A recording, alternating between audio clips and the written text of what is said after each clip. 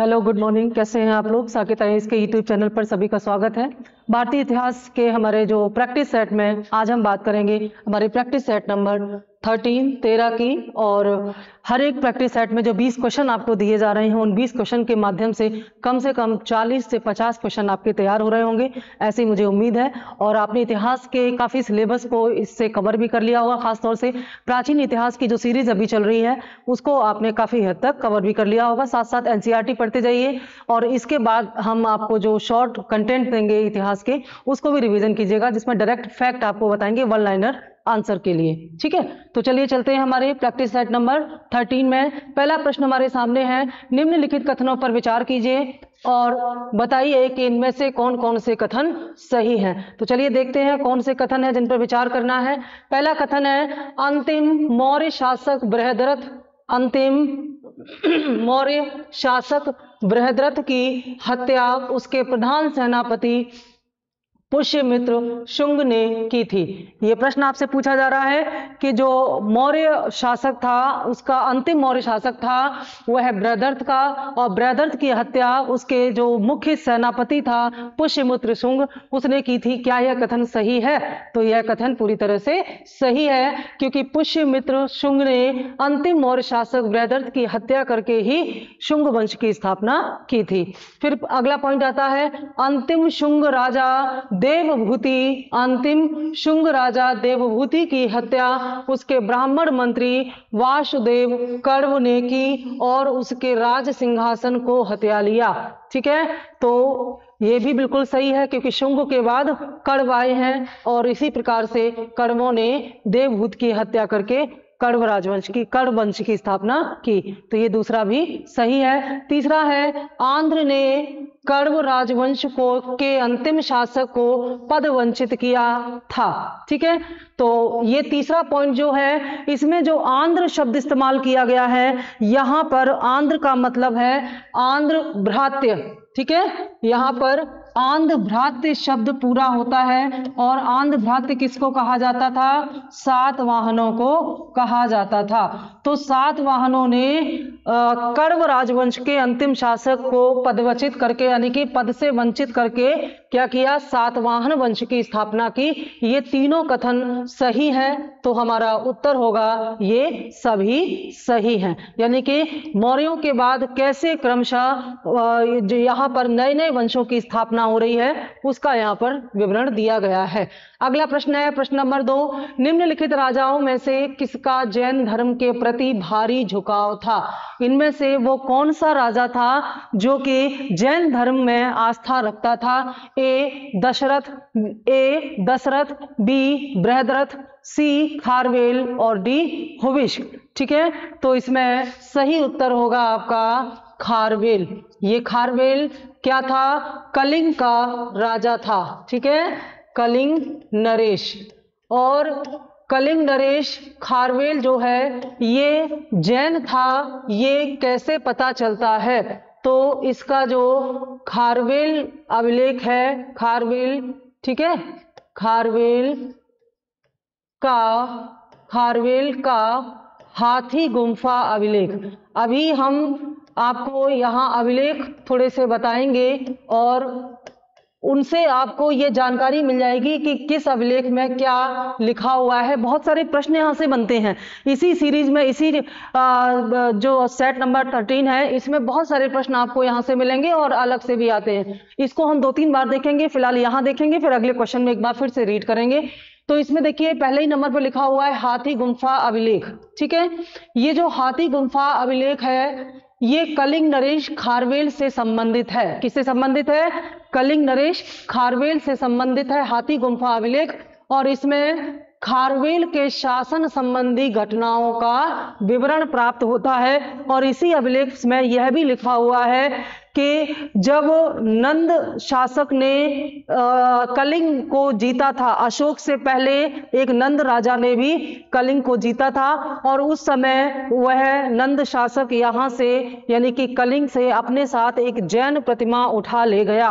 और बाद में खारवेल ने वापस इस जैन प्रतिमा को ला करके कलिंग में स्थापित किया। तो यहाँ से साफ पता चलता है कि खारवेल जो है वह जैन धर्म में भारी आस्था रखता था। इसके अलावा इसी अभिलेख से यह पता चलता है कि खारवेल ने जैन धर्म के लिए बहुत सारी, जैन धर्म के भिक्षुओं के निवास के लिए बहुत सारी गुफाओं का निर्माण कराया था और बहुत बड़ा दान भी दिया था।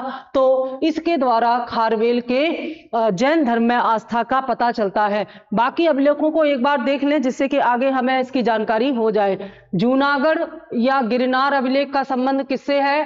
ये रुद्रदामन से है। रुद्रदामन का जूनागढ़ अभिलेख में रुद्रदामन के व्यक्तित्व, कार्य एवं विजयों का उल्लेख है। तो ये सारी जानकारी इससे मिलती है। नासिक अभिलेख किससे संबंधित है? नासिक अभिलेख जो है गौतमी पुत्र सातकर्णी से संबंधित है और इसमें गौतमी पुत्र सातकर्णी की उपलब्धियों का विवरण है। प्रयाग प्रशस्ति का संबंध समुद्रगुप्त की विजय गाथा से है। इसमें समुद्रगुप्त की विजय गाथा लिखी गई है। भीतरी स्तंभ लेख स्कंदगुप्त से संबंधित है, जिसमें स्कंदगुप्त के जीवन की महत्वपूर्ण घटनाओं का वर्णन मिलता है। ये गुप्तकालीन था। ऐरण स्तंभ लेख बुद्धगुप्त से संबंधित है और इस ऐरण स्तंभ लेख में भगवान विष्णु का महत्वपूर्ण साक्ष्य, अभिलेखीय साक्ष्य यहाँ से मिलता है। ऐहोल अभिलेख पुलकेशी द्वितीय से संबंधित है। इसमें पुलकेशी द्वितीय और हर्षवर्धन के बीच होने वाले युद्ध की जानकारी मिलती है।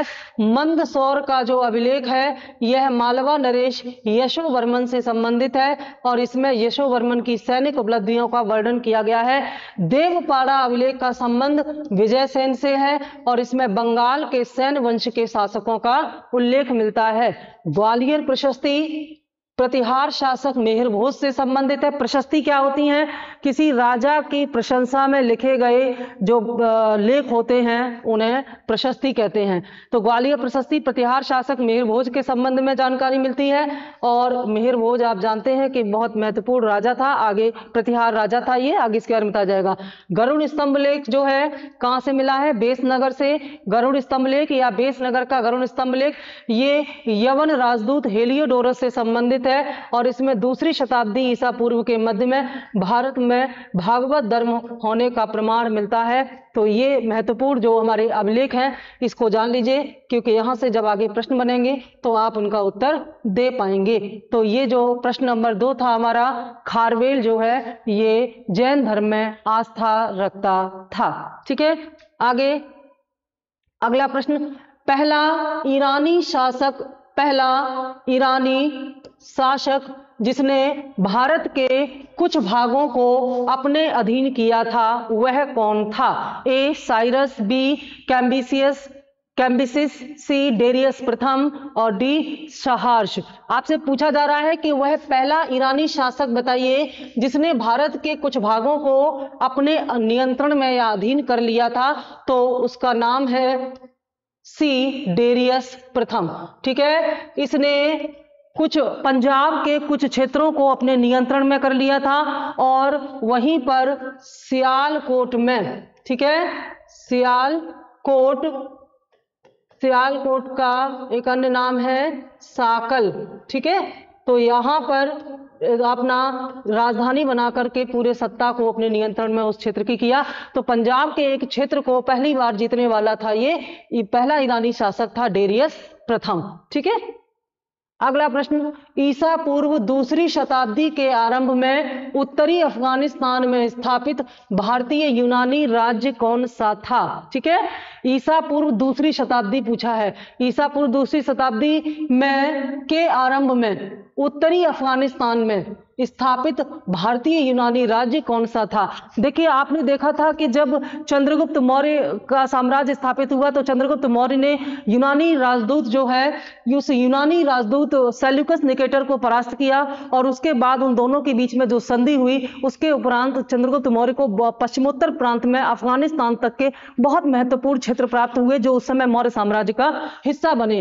तो उसके बाद जो है यूनानी राज्य यहाँ पर स्थापित हुआ, भारतीय यूनानी राज्य यानी कि इंडो ग्रीक यानी कि भारतीय यूनानी राज्य स्थापित करने की जो यहाँ पर प्रक्रिया शुरू हुई वो बैक्ट्रिया से हुई। तो बैक्ट्रिया ही वह स्थापित जगह थी जहां पर भारतीय यूनानी राज्य स्थापित हुआ ईसा पूर्व 2री शताब्दी में। ठीक है, तो इसका उत्तर हो जाएगा ए।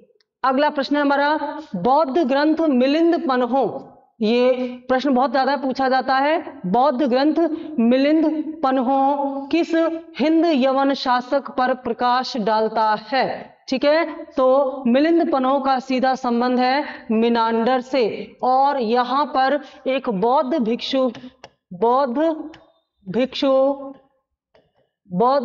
नागसेन, ठीक है, बौद्ध भिक्षु नागसेन और मिनांडर जो कि हिंद यवन शासक था, राजा था, इंडो ग्रीक राजा था मिनांडर, तो नागसेन और मिनांडर के बीच में बौद्ध धर्म से संबंधित जो वार्ता हुई है उसकी पूरी कहानी इसमें दी गई है। और मिनांडर को नागसेन ने ही बौद्ध धर्म में दीक्षित भी किया था। तो नागसेन और मिनांडर के बीच में बुद्ध के दर्शन और बौद्ध धर्म से संबंधित जो वार्ता हुई है उसी को मिलिंद पन्हों में उसकी रचना की गई है। मिलिंद पन्हों नामक पुस्तक में इस पूरी वार्ता को विस्तार से बताया गया है। तो इस बौद्ध भिक्षु ने मिनांडर को बौद्ध धर्म में क्या किया था? दीक्षित भी किया था। और कौन था ये मिनांडर? ये हिंद यवन इंडो ग्रीक राजा था। ठीक है, इंडो ग्रीक राजा इसे क्यों कहते हैं? क्योंकि ये यूनान से आए और ये बैक्ट्रिया से एक्चुअली आए और फिर इन्होंने भारत में ही अपने जो सीमांत प्रांत थे, पश्चिमोत्तर प्रांत, वहां पर धीरे धीरे अपना राज्य स्थापित किया, फिर आगे बढ़े। राजा खारवेल का नाम किससे जुड़ा है? तो अभी हम इन सबको देख चुके हैं। ठीक है, अभी हम इन अभिलेखों के नाम पीछे देख चुके हैं और आपने देखा था राजा खारवेल का नाम जो है वो हाथी गुम्फा अभिलेख के साथ जुड़ा हुआ था। सारनाथ लेख से अशोक का नाम जुड़ा हुआ है। जूनागढ़ से किसका नाम जुड़ा हुआ है? जूनागढ़ का गिरनार अभिलेख, इनका इससे नाम जुड़ा हुआ है शक शासक रुद्रदामन का। ठीक है, तो इसका उत्तर क्या हो जाएगा? सी, हाथी गुम्फा लेख के साथ खारवेल का नाम जुड़ा हुआ है। अगला प्रश्न हमारा, निम्न में से किस हिंद यवन शासक ने शीशे के सिक्के चलाए थे? ठीक है, आप देखेंगे भारत में सबसे ज्यादा शीशे के सिक्के किसने चलाए? सातवाहनों ने चलाए। लेकिन यहाँ पर जो पहला शीशे का सिक्का था उसको चलाने की परंपरा हिंद यवन शासकों ने की। इसी प्रकार से सोने के सिक्के भी पहली बार हिंद यवन शासकों ने ही या इंडो ग्रीक शासकों ने ही चलाए थे। तो इनमें से वो कौन सा हिंद यवन शासक है जिसने शीशे के सिक्के आरंभ किए? तो वह है स्ट्रेटो द्वितीय। कौन था ये स्ट्रेटो द्वितीय मिनांडर का पुत्र था। वही मिनांडर जो कि बौद्ध भिक्षु के संपर्क में आकर के बौद्ध धर्म में दीक्षित हुआ था। ठीक है, आगे प्राचीन ग्रंथ संस्कृत ग्रंथों में प्राप्त यवन प्रिय शब्द किसका द्योतक है? द्योतक मतलब कि इसका मतलब क्या है? यवन प्रिय शब्द का मतलब इनमें से क्या है पूछा गया है। ए, एक प्रकार की उत्कृष्ट भारतीय मलमल। बी, हाथी दांत। सी, नृत्य के लिए यवन राजसभा में भेजी जाने वाली नर्तकियां। डी, काली मिर्च। तो यहाँ पर सही उत्तर हो जाएगा काली मिर्च। ऐसा इसलिए क्योंकि जो काली मिर्च है ये भारत में मसालों के रूप में प्रयोग की जाने वाली बहुत ही महत्वपूर्ण वस्तु है। और इस काली मिर्च को यवन जो थे, यवन कौन थे? यवन कहा जाता था जो हिंद यूनानी शासक थे या लोग थे। हिंद और यूनान के रहने वाले लोगों को या शासकों को हिंद यवन या यवन कहा जाता था। तो उस समय काली मिर्च की इनमें बड़ी लोकप्रियता थी। रोम और यवन या यूनान के निवासियों में भारत की काली मिर्च की इतनी ज्यादा मांग थी कि यवनों को प्रिय होने के कारण काली मिर्च का नाम यवन प्रिय पड़ गया।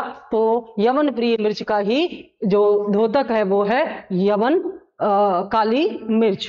ठीक है, कुषाण शासक कनिष्क का राज्याभिषेक किस ईस्वी में हुआ था? ठीक है, कनिष्क कुषाण वंश का एक बहुत ही महत्वपूर्ण राजा था। तो पूछा गया है कि इसका राज्याभिषेक किस सन में हुआ था? ए 178 बीसी, बी 101 एडी, सी 58 बीसी और डी 78 एडी। तो इसका उत्तर हो जाएगा 78 एडी। और 78 एडी में ही कनिष्क ने जब सत्ता स्थापित की तो यहाँ पर शक संवत स्थापित किया।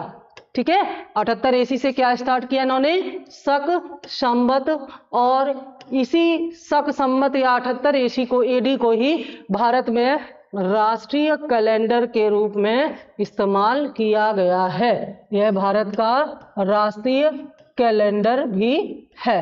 ठीक है, ये ध्यान देना होगा। भारत सरकार इसी को 78 एडी या शक संवत को ही भारत के राष्ट्रीय कैलेंडर के रूप में इस्तेमाल करता है। इसकी शुरुआत किसने की? कनिष्क ने। निम्न में से किस वंश के साम्राज्य की सीमाएं भारत के बाहर तक फैली थी? ए गुप्त वंश, बी मौर्य वंश, सी कुषाण वंश और डी इनमें से कोई नहीं। देखिए, मौर्य वंश में चंद्रगुप्त मौर्य ने जब यूनानी शासक सेल्यूकस निकेटर को परास्त किया तो सेल्यूकस निकेटर ने जो 5 राज्य चंद्रगुप्त मौर्य को सौंपे थे, उससे चंद्रगुप्त मौर्य का साम्राज्य अफगानिस्तान तक और हिंद कुश तक फैल चुका था। लेकिन जो कुषाण थे, कुषाण वंश थे, कुषाण वंश में कनिष्क के शासनकाल में भारतीय साम्राज्य की सीमाएं न केवल अफगानिस्तान बल्कि उसके आगे भी, और सबसे बड़ी बात है कि चीन के तुर्फान तक भारत का साम्राज्य यानी कि भारतीय उपमहाद्वीप और भारतीय उपमहाद्वीप के बाहर भी कुषाणों का साम्राज्य कनिष्क के काल में फैल चुका था। तो इस प्रश्न का उत्तर होगा कि कुषाण वंश में भारत के साम्राज्य की सीमाएं भारत से बाहर भी हो गई थी, और इसे हम एक मैप के माध्यम से समझ सकते हैं।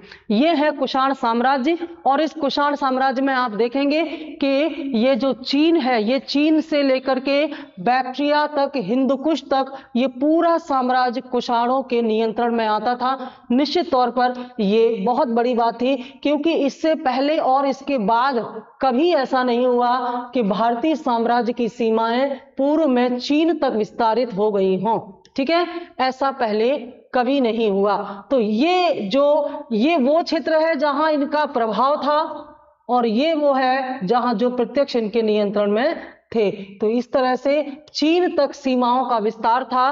तो इस प्रश्न का उत्तर हो जाएगा कुषाण। आप यहां पर एक चीज और समझ लें, आधुनिक संदर्भ में समझ लें कि कुषाण ही वो लोग थे, कुषाणों ने भारत में सबसे ज्यादा सोने के सिक्के चलाए, और कुषाणों ने भारत में सर्वाधिक प्योर सोने के सिक्के चलाए, जबकि सबसे ज्यादा सोने के सिक्के चलाने का श्रेय गुप्तों को जाता है। यानी कि अगर हम मात्रा में देखें तो सोने के सर्वाधिक सिक्के चलाने वाला जो वंश था वो गुप्त वंश था, लेकिन उनमें मिलावट बहुत ज्यादा होती थी। भारत में सबसे प्योर, सबसे एकदम क्वालिटी वाले जो गोल्ड कॉइन्स चलाए वे कुषाणों ने ही चलाए, और वे कितने के थे? 124 ग्रेन के थे। ठीक है, 124 ग्रेन के शुद्ध सोने के सिक्के जो है ये चलाने वाले कुषाण ही थे। तो प्योरिटी के आधार पर गोल्ड बहुत ज्यादा होता था इनके सिक्कों में। तो इनके पास इतना गोल्ड कहां से आता था? तो इनके बारे में ये कहा जाता है कि कुषाण वंश के राजाओं ने चीन से, क्योंकि चीन पर इनका नियंत्रण था, चीन के एक भाग पर, चीन के माध्यम से रेशम का व्यापार किया। और आप जानते हैं कि चीन प्राचीन काल से लेकर आज तक भी रेशम का, खासतौर से प्राकृतिक रेशम का सबसे बड़ा उत्पादक देश रहा है। तो कुषाणों ने चीन से इस रेशम को लेकर के मध्यस्थ के रूप में व्यापार किया और यूरोप तक इसका व्यापार किया। इसीलिए जो रेशम मार्ग है वो चीन के माध्यम से यहां तक जाता है, और फिर अन्य जो व्यापारी थे वो इससे समुद्री मार्ग द्वारा व्यापार करते थे। तो चीन से रेशम का जो व्यापार होता था, कुषाणों ने उसमें मध्यस्थ की भूमिका निभाई, यानी कि चीन से रेशम लेकर के फिर उसे यूरोप, खासतौर से रोम के लिए में निर्यात किया जाता था और इसके बदले कुषाणों को रोम से, यूरोप से बड़ी मात्रा में गोल्ड मिलता था। तो ऐसा माना जाता है कि गोल्ड की मात्रा अधिक होना और गोल्ड के प्योर सिक्के चलाने के पीछे कहीं ना कहीं इनका यह उन्नत व्यापार था और इसी को रेशम मार्ग के नाम से जाना जाता है, सिल्क रूट जिसको कहते हैं, क्योंकि इस रास्ते से सिल्क का व्यापार होता था, रेशम का व्यापार होता था, इसलिए इसे सिल्क रूट कहते हैं। और यूरोप में, रोम में इतनी ज्यादा डिमांड थी इस सिल्क की कि वह बाद में वहां के शासकों को, रोम के शासकों को भारत और उनके बीच में होने वाले इस रेशम के व्यापार को रोकना पड़ा, क्योंकि उन्होंने ये कहा कि इसकी वजह से यूरोप में, रोम में विलासिता बढ़ती जा रही है और क्रेजीनेस यहां तक थी कि वहां की महिलाएं भारत के अलावा किसी और देश का रेशम इस्तेमाल नहीं करती थी। तो उन्होंने कहा कि हमारा सारा सोना जो है वो भारत में चला जा रहा है, इसलिए इस व्यापार को रोका जाए। तो इसलिए कुषाणों के पास इतना सोना था। भारत में पहली बार सोने के सिक्के चलाने वाले पहले शासक थे, वे कौन थे? वे थे इंडो ग्रीक। लेकिन नियमित रूप से सोने के सिक्के चलाने की शुरुआत किसने की? इसमें कुषाण शासक बिम कड़फिसस का नाम आता है। कुषाण शासक बिम कड़फिसस ने भारत में नियमित रूप से सोने के सिक्के चलाने का आरंभ किया और सोने के सिक्कों की प्योरिटी सबसे ज्यादा थी कनिष्क के शासन काल में। याद रखिएगा, मात्रा सबसे ज्यादा गुप्तों में थी। ठीक है, तो एंशियंट पीरियड में चाइना के माध्यम से, चाइना से सिल्क लेकर के किस तरह से ये जो कुषाण वंश के राजा थे ये रोम के साथ रेशम का व्यापार करते थे। जिस रास्ते से ये व्यापार होता था उस रास्ते को बोलते थे सिल्क रूट। और इसी पुराने प्राचीन सिल्क रूट को रीजनरेट करने के लिए चाइना ने एक अपनी महत्वाकांक्षी योजना शुरू की है जिसे ओबोर कहते हैं, वन बेल्ट वन रोड या belt and road initiative, BRI। ये जो प्रोजेक्ट है चाइना के, वास्तव में चाइना इनके द्वारा प्राचीन रेशम मार्ग को रीओपन करना चाहता है, क्योंकि इसके द्वारा चाइना सीधे यूरोप से स्थल मार्ग से जुड़ जाएगा और यहां से चाइना को अंतर्राष्ट्रीय व्यापार में बहुत ही अच्छी स्थिति में पहुंच जाएगा। इस समय चाइना जो व्यापार करता है इन देशों के साथ वो समुद्री रास्तों के द्वारा एक बड़े मार्ग से करता है, लेकिन अगर इस पुराने सिल्क रूट के माध्यम से व्यापार करेगा चाइना तो इसका समय और ट्रांसपोर्टेशन की लागत घटेगी। निश्चित तौर पर चीन यूरोप से अपने आप को स्थल मार्ग से जोड़ पाएगा। ये वही पुराना सिल्क रूट है जिसे कुषाणों ने कभी फेमस किया था, प्रसिद्धि दिलाई थी। और इसी सिल्क रूट को बनाने के लिए चाइना ने सी पैक बनाया है। ये जो आप देख रहे हैं ना हिंदू कुश का यहाँ पर, जिसे हमारा जो पीओके एरिया पड़ता है, ठीक है, पीओके, पाक ऑक्युपाई कश्मीर जो है, पाक अधिकृत कश्मीर है, इसी पीओके जो कि डिस्प्यूटेड एरिया है, यहीं पर चाइना ने अपना एक कॉरिडोर यानी कि गलियारा बनाया है जिसे हम कहते हैं सी पैक। सी पैक मतलब चाइना पाकिस्तान इकोनॉमिक कॉरिडोर यानी कि चीन पाकिस्तान आर्थिक गलियारा। यह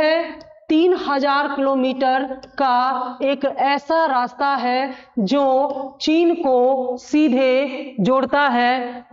ये सीधे पाकिस्तान के जो बंदरगाह है वहां तक चाइना की पहुंच बनाएगा और वहां से बड़ी ही आसानी से ये जो ग्वादर पोर्ट होगा पाकिस्तान का, इस ग्वादर पोर्ट के माध्यम से बड़ी ही आसानी से चाइना यूरोपीय देशों तक अपने सामान पहुंचा पाएगा। तो कुल मिलाकर के चाइना ने ओबोर प्रोजेक्ट में इस सी पैक को इसी माध्यम से जोड़ा है ताकि ये अपने पुराने सिल्क रूट को रीओपन कर सके। तो ये मैप में आपने जो मेनली हमने आपको मैप दिखाया उसका उद्देश्य ये था कि प्रश्न आपसे जो पूछा गया था वो ये कि इनमें से किस वंश के साम्राज्य की सीमाएं भारत के बाहर तक फैली हुई थी।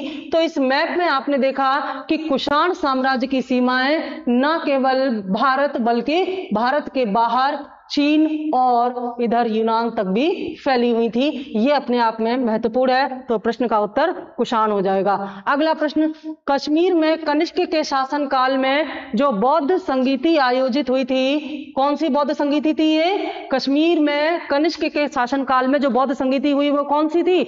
चौथी बौद्ध संगीति थी। कुल 4 बौद्ध संगीतियां हुई हैं और मैंने पिछले वीडियोस में इनके कोड के बारे में आपको बताया था। इन 4 जो संगीतियां हैं इनमें पहली संगीति किसके शासनकाल में हुई थी? अजातशत्रु, दूसरी कालाशोक, तीसरी अशोक और चौथी कनिष्क के शासनकाल में। तो प्रश्न पूछा गया है कि कनिष्क के शासनकाल में जो बौद्ध संगीति हुई थी, यानी कि चौथी बौद्ध संगीति हुई थी, उसकी अध्यक्षता इनमें से किसने की थी? ठीक है, तो इसकी अध्यक्षता किसने की थी? फिर से एक बार जान लें। जैसे प्रथम बौद्ध संगीति है, तो प्रथम बौद्ध संगीति हुई थी अजातशत्रु के काल में। ठीक है, और कहाँ हुई थी? राजगृह में हुई थी और महाकश्यप की अध्यक्षता में हुई थी। दूसरी कहाँ हुई? दूसरी किसके काल में हुई थी? कालाशोक के काल में। और कहाँ हुई थी? वैशाली में। और इसका अध्यक्ष कौन था? सावकमीर। तीसरी कहाँ, किसके शासन काल में हुई थी? अशोक के शासन काल में हुई थी। और कहाँ हुई थी? पाटलिपुत्र में हुई थी। अध्यक्ष कौन था? मोंगलीपुत्र तिस्स था। और चौथी हुई थी कनिष्क के शासन काल में। कहाँ हुई थी? कश्मीर के कुंडल वन में हुई थी। कश्मीर के कुंडल वन में हुई थी। और अध्यक्ष कौन था? प्रश्न का उत्तर आपको इसी में मिल जाएगा। अध्यक्ष था वसुमित्र।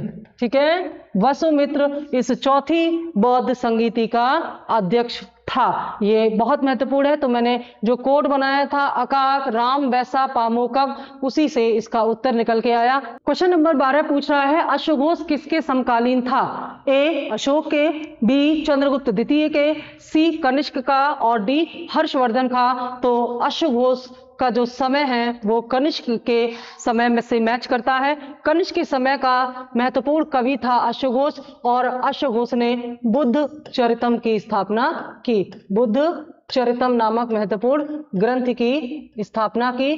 तो ये इसका राइट आंसर होगा। चंद्रगुप्त द्वितीय का समकालीन जो महत्वपूर्ण कवि था, लेखक थे, वे कौन थे? कालिदास थे। कालिदास ने अभिज्ञान शाकुंतलम लिखा है, जानते हैं आप लोग। ठीक है, और हर्षवर्धन के जो समकालीन थे वे थे बाणभट्ट। बाणभट्ट, और बाणभट्ट ने क्या लिखा? बाणभट्ट ने लिखा हर्षचरितम। ठीक है, हर्षचरितम। तो ये कुछ महत्वपूर्ण रचनाकार और ग्रंथ यहाँ पर आपने देखे।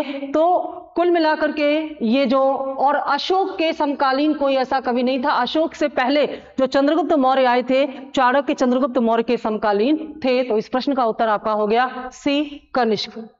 और कनिष्क जो है ये माना जाता है कि ये जो रचनाकार थे, कवि थे, उनको आश्रय देने वाला था, बड़ा ही महान शासक था कनिष्क। तो कनिष्क के शासनकाल में कई महान कवि हुए थे। अगला प्रश्न है प्रश्न नंबर 13, निम्नलिखित में से कौन से विद्वान कनिष्क के समकालीन थे? अगला प्रश्न भी यहीं से आया है कि इनमें से कौन कौन से विद्वान थे जो कनिष्क के समकालीन थे, कनिष्क के समय में थे। पहला अश्वघोष, दूसरा नागार्जुन, तीसरा वसुमित्र और चौथा चाणक्य। ठीक है, तो इसमें चाणक्य को अगर छोड़ दें तो बाकी तीनों कनिष्क के शासन काल में थे। तो हमारा प्रश्न हो जाएगा ऑप्शन डी। इसका उत्तर हो जाएगा ऑप्शन डी, क्योंकि चाणक्य तो कब थे? चंद्रगुप्त मौर्य के शासन काल में थे। तो ये मौर्यकालीन हो जाएंगे। चंद्रगुप्त मौर्य के शासन काल में थे चाणक्य। चाणक्य चंद्रगुप्त मौर्य के प्रधानमंत्री थे। और चाणक्य ने जो महत्वपूर्ण ग्रंथ लिखा था उसका नाम है अर्थशास्त्र। और ये अर्थशास्त्र इन्होंने चंद्रगुप्त मौर्य या मौर्य काल के प्रशासन के संदर्भ में लिखा था। बाकी अश्वघोष, वसुमित्र और नागार्जुन ने क्या दिया? शून्यवाद का सिद्धांत दिया। ठीक है, शून्यवाद और माध्यमिका। शून्यवाद और माध्यमिका का जो सिद्धांत है ये नागार्जुन ने दिया था। तो कुल मिलाकर के ये मैंने बताया आपको चौथी बौद्ध संगीति का अध्यक्ष था, और इन्होंने बुद्ध चरितम नामक ग्रंथ लिखा। तो कुल मिलाकर के इनमें से जो तीन है, पहला, दूसरा, तीसरा, ये विद्वान कनिष्क के समकालीन है, क्योंकि कनिष्क बड़ी मात्रा में विद्वानों को आश्रय देता था। अगला प्रश्न है बुद्ध का किसके सिक्कों पर अंकन हुआ है? यानी कि कौन सा इसमें ऐसा शासक है जिसने अपने सिक्कों पर बुद्ध का अंकन मतलब चित्रण किया है, बुद्ध का चित्रण किया है, ऐसा कौन है? ए विम कटफिसस, बी कनिष्क, सी नहपान और डी बुद्धगुप्त। आप जानते हैं कि कनिष्क ने बौद्ध धर्म को प्रश्रय दिया और कनिष्क के समय में ही चौथी बौद्ध संगीति हुई थी और इसी बौद्ध संगीति में स्पष्ट रूप से बौद्ध धर्म दो संप्रदाय में विभाजित हुआ, हीनयान और महायान। तो कनिष्क ही वह शासक था जिसके सिक्कों पर बुद्ध का अंकन हुआ है, बुद्ध का चित्र अंकित हुआ है। तो इससे यह पता चलता है कि कनिष्क जो है वो बुद्ध धर्म की जो महायान शाखा है उससे प्रभावित था, क्योंकि बुद्ध के चित्र, बुद्ध की मूर्तियां आदि महायान शाखा में ही मान्य थे। जो हीनयान शाखा है इसकी, उसमें बुद्ध की मूर्ति के रूप में पूजा नहीं की जाती। नहपान कौन था? नहपान एक शक था, बुद्धगुप्त गुप्त शासक था और विम कटफिसस एक कुषाण शासक था जिसने सोने के सिक्के नियमित रूप से चलाए थे। ठीक है, अगला प्रश्न, प्राचीन भारत के निम्न में से किस एक ने नियमित रूप से सोने के सिक्के चलाए? ये प्रश्न अभी मैंने आपको बताया। तो किसने चलाए? कुषाणों ने।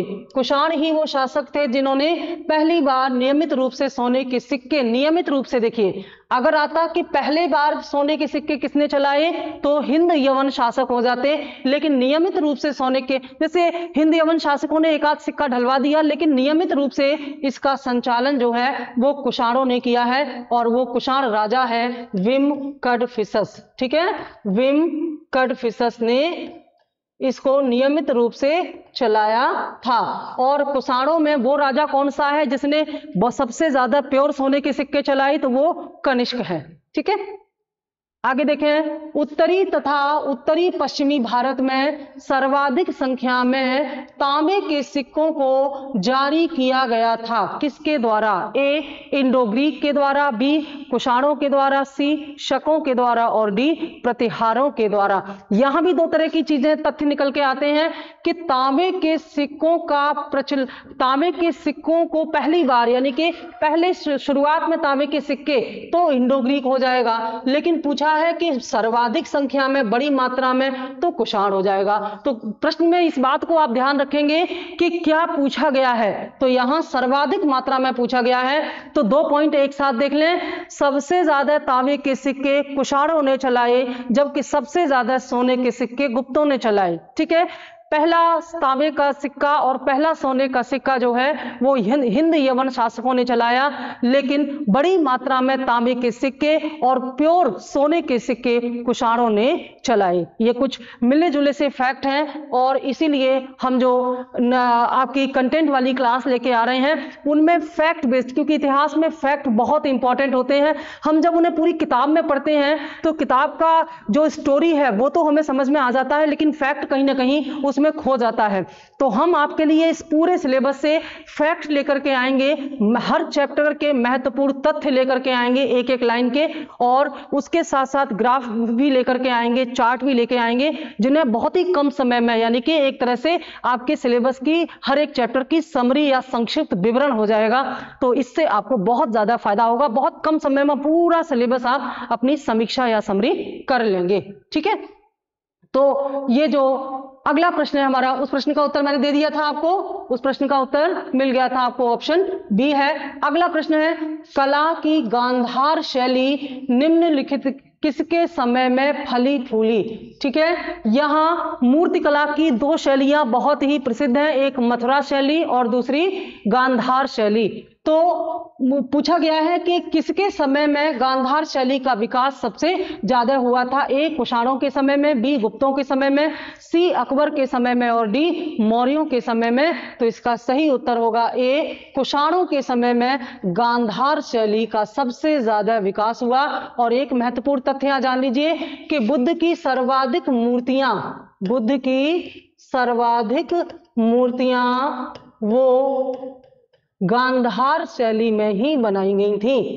सर्वाधिक मूर्तियां गांधार शैली में बनाई गई थी, जबकि बुद्ध की पहली मूर्ति जो है वो मथुरा शैली में बनाई गई थी। लेकिन सबसे ज्यादा मूर्तियां अगर पूछा जाए तो वो गांधार शैली में बनाई गई थी, और गांधार शैली का सबसे ज्यादा विकास कुषाणों के समय में हुआ था।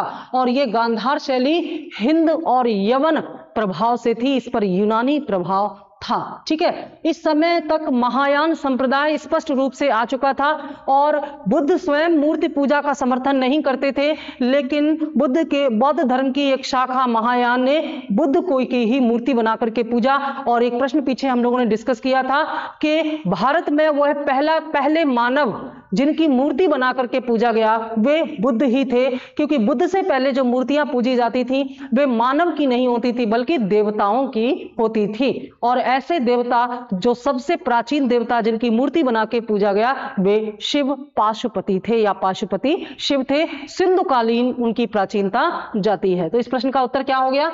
ए। अगला प्रश्न, गांधार कला शैली एक संश्लेषण है। ठीक है, किस संश्लेषण मतलब किसके मिश्रित स्वरूप है? ए भारतीय तथा फारसी, बी भारतीय तथा चीनी कला, सी भारतीय तथा तुर्की अफगानी कला और डी भारतीय तथा यूनानी कला। तो मैंने बताया कि इंडो ग्रीक कला का मिश्रण है गांधार कला शैली।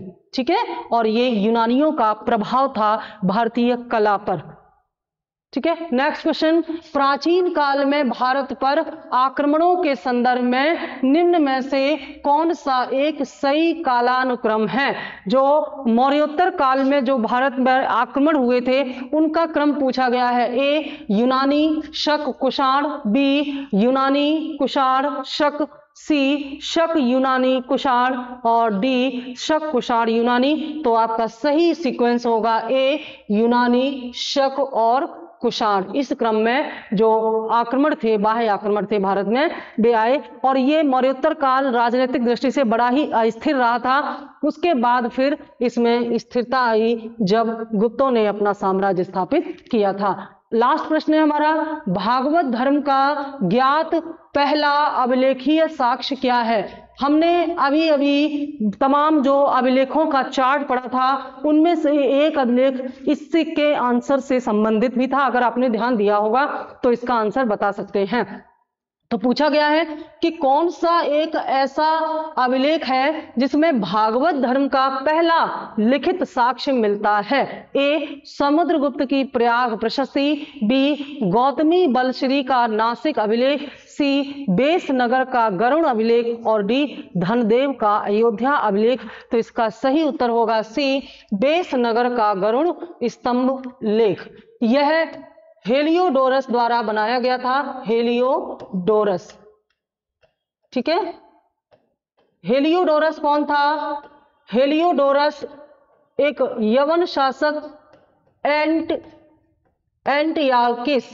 एंटियालकिस का राजदूत था। ठीक है, ये राजदूत था और ये शुंग शासकों के काल में आया था और इसने विदिशा की यात्रा की। तो वहीं पर ये भागवत धर्म से प्रभावित हुआ और बेसनगर या विदिशा के बेसनगर में इस हेलियोडोरस ने एक गरुड़ स्तंभ स्थापित कराया। ठीक है, और गरुड़ का संबंध किससे है? गरुड़ का संबंध है विष्णु से। और विष्णु कौन है? विष्णु किस धर्म में पूजने वाले प्रमुख देवता हैं? ये है भागवत धर्म।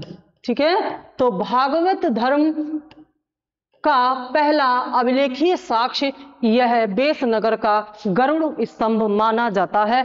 बाकी जो हमारे स्तंभ हैं या अभिलेख हैं ये चार्ट में पीछे आपको मिल जाएंगे, इनकी डिटेल्स देख लीजिएगा। ये था हमारा 20 क्वेश्चन का सेट 13 और ये है उसकी आंसर सीट। तो इनको फिर से देखिए और अपने आंसर चेक कीजिए और अपने कॉन्सेप्ट क्लियर करके पीछे के जो प्रैक्टिस सेट पड़े हुए हैं उनको भी बाद में जाकर के दोबारा पढ़ लीजिए, क्योंकि हिस्ट्री जितनी जल्दी समझ में आती उतनी जल्दी भूलती भी है। तो ये क्वेश्चन बार बार रिपीट करने से, रिवाइज करने से आप अपडेट रहेंगे और एग्जाम की डेट कभी भी आ जाए आपको घबराहट नहीं होगी। कभी कभी अचानक डेट आती है और आप पहले से तैयार नहीं होते हैं तो एक अच्छा खासा मौका आपके हाथ से छूट जाता है। हम नहीं चाहते कि ऐसा हो, इसलिए इन क्वेश्चंस को बार बार रिवाइज करके आप हमेशा तैयार रहें। जैसे ही एग्जाम की डेट आएगी आप एग्जाम जाकर के फेस कर सकते हैं। Thank you.